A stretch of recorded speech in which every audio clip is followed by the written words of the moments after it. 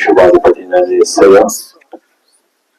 వాగ్దానం చేసిన ప్రభా, ఎక్కడైతే ఇద్దరు లేదా ముగ్గురిని నామం చేయి ఉంటారో వాళ్ళ మధ్యలో నేను ఉంటాను వాగ్దానం చేసిన దేవా, నేను మా మధ్యలో ఉండమని ప్రార్థిస్తున్నా ప్రభా.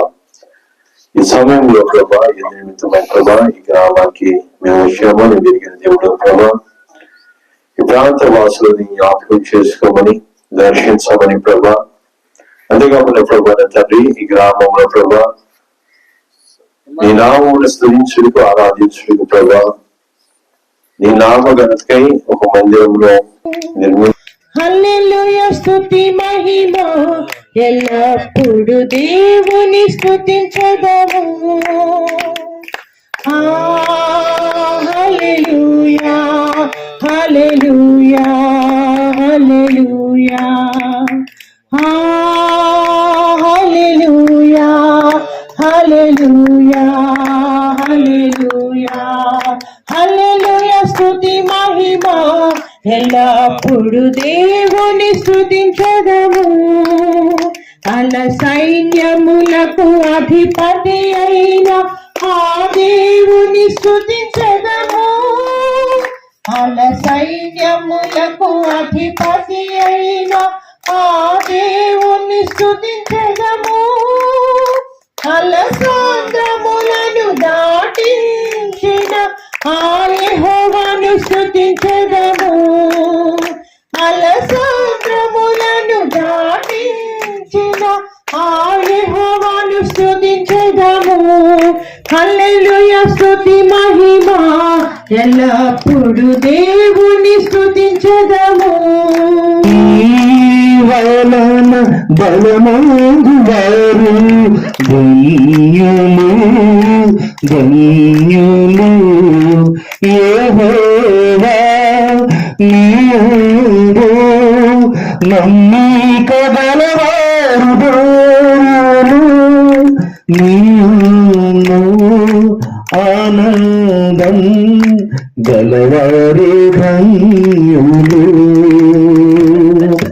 యెహోవా నీయందు నమ్మిక గలవారు ధన్యులు.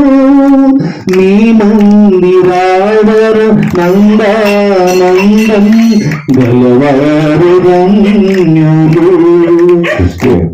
రాయబడిన మాట, విశ్వాసము లేకుండా దేవునికి ఇష్టమై ఉంట అసాధ్యము. ఆయన ఎదుట వచ్చేవారు ఆయన ఉన్నాడనియు ఫలము దయచేయవాడనియు నమ్మవలను కదా. విశ్వసించడం ద్వారా మనము దేవునికి ఇష్టలుగా ఉంటామని, అంతేకాకుండా మనము దేవుని దగ్గరికి ఏ కారణము చేత అయితే మనం వస్తున్నామో ఆయన దయచేస్తాడు అని మనం ఎప్పుడైతే నమ్మి వస్తామో దేవుడు తప్పక ఆ కార్యాన్ని సఫలపరుస్తాను అని ఆయన వాగ్దానం చేస్తున్నాడు. కాబట్టి ఈ రోజున మందిరం కట్టాలా అనే ఆలోచనతో మీరు దేవుని సన్నిధిలో ప్రార్థిస్తున్నారని నమ్ముచున్నాను. కాబట్టి గమనించండి, విశ్వసించండి, దేవుడు మీ పక్షం నుండి గొప్ప కార్యము ఆయన చేస్తాడు. అంతేకాకుండా దేవుని నామ ఘనతకై దేవుడు తన మందిరాన్ని ఆయన నిర్మిస్తాడు. అయితే మనం ఏం చేయాలంటే విశ్వసించాలా.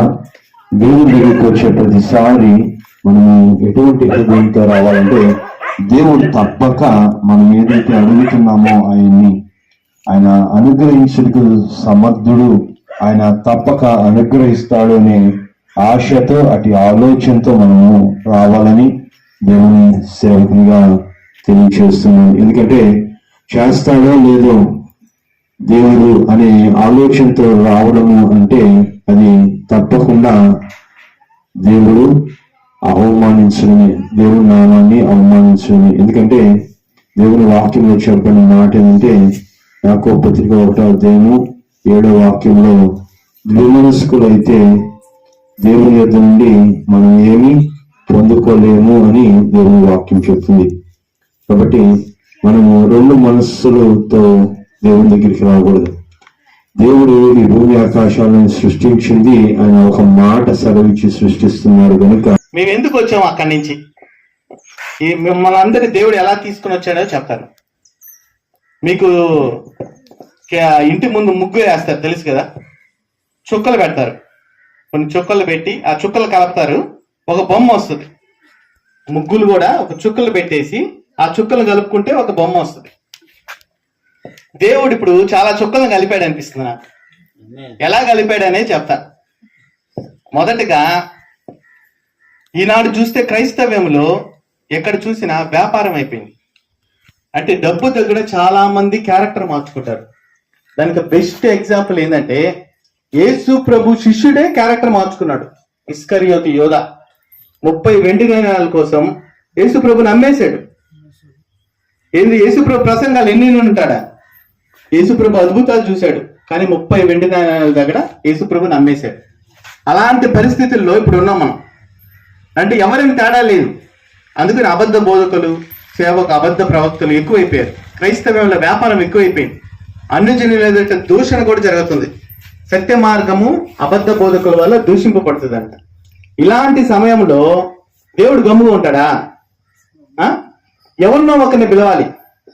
ప్రతిసారి ఆయన ఏదైనా సమస్య వచ్చినప్పుడు దేవుడు ఎవరినో ఒకరు పుట్టిస్తాడు, లేదా పిలుస్తాడు, పంపిస్తాడు. అలాగే వారియర్స్ ఆఫ్ క్రైస్ట్ జకరియా 3వ అధ్యాయం 7వ వచనం అనే వాగ్దానం ఇచ్చి మమ్మల్ని పంపించాడు. మా డ్యూటీ ఏంటంటే మొదటి చుక్క ఏంటంటే దేవుడే ఆయన నుంచే స్టార్ట్ చేశాడు. ఇక్కడ వ్యాపారం జరుగుతుంది అని చెప్పి 10 సంవత్సరాల క్రితం జకరియా 3వ అధ్యాయం 7వ వచనం అనే వాగ్దానం ఇచ్చి చేస్తారు. మేడం వచ్చారు ఆ పరిచర్యకి, వచ్చి చూసి నచ్చేయలేరు. తర్వాత అన్నకు కాల్ చేశారంట. నేను ఆటోలో మళ్ళీ ఆటో ఆయనకి పెట్టాడు దేవుడు. అక్కడికి వెళ్ళిపోయాడు.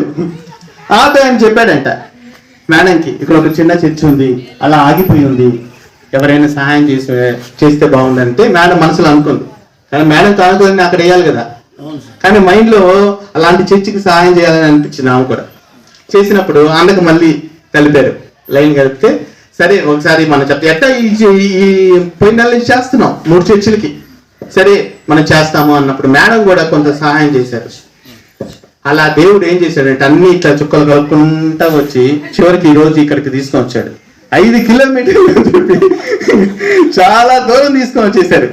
అంటే దేవుడు అంటే మనం సేవ అంటే ఇదే. సేవ అంటే కష్టం.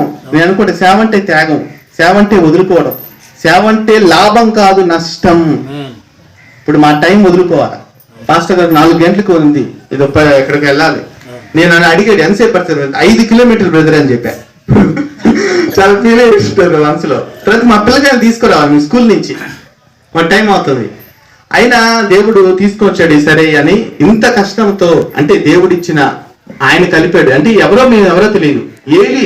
ఏలియాకి దేవుడు కాకోలం ద్వారా పోషించాడు. కాకోలం అంటే పక్షుల నైజం, ఆహారాన్ని తీసుకోపోవడం, ఆహారం ఎత్తుకొని ఆయన కూడా దయను బట్టి మనం చేస్తున్నాం. బాగా కలిగి వచ్చారు, వాళ్ళ పనులన్నీ బాగా పెట్టుకుని వచ్చారు దేవునికి. కొంతమంది అయితే మీరు రాలేమయ్యా మీరే చూసుకోరమ్మంటారు. అయితే వినమన్నాడు శ్రీమంతా వచ్చి వాడు కాదు.